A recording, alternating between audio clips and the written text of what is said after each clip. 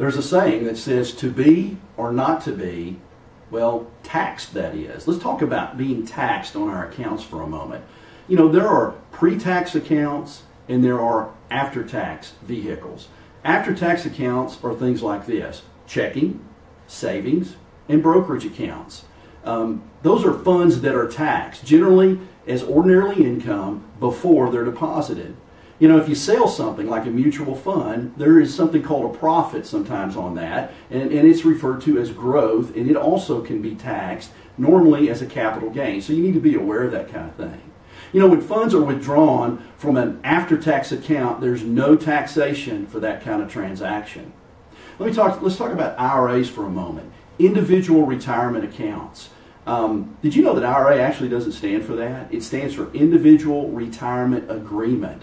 But some great marketers back in the day decided to make that A stand for accounts. That's actually a financial institution gimmick there. But it actually stands for Individual Retirement Agreement. You know, that's money that's not taxed before it's deposited into the account. It's deposited what we call pre-taxed, and it grows tax deferred. However, when this money is taken out, it's taxed at ordinary income rates, so you need to be aware of that. You know, 401ks operate similarly. Retirement accounts through your employer, you may want to check on that. Most financial planners will say if you want to save money, maximize your savings through your 401k, especially if there's a match. Not many people match anymore, but if some do, then you automatically get a very good return on your money. Let's talk about Roth IRAs for a moment. Roth Individual Retirement Agreements. You know, it's another type of retirement account that is taxed a little differently. It's when money is deposited after it's taxed, funds grow without being taxed, and then when the money's taken out, here's a good thing, it's not taxed as well.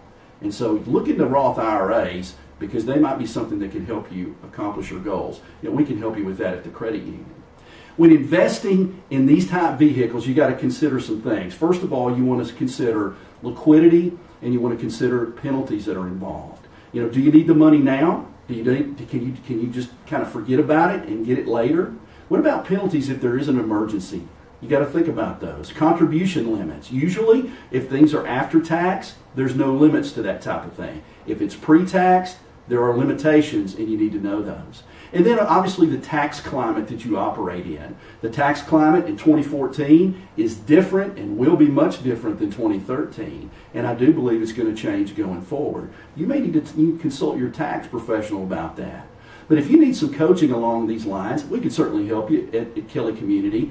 Our objective for our membership and for consumers in the local area is to do this. We want to help you save more, earn more, and do more financially.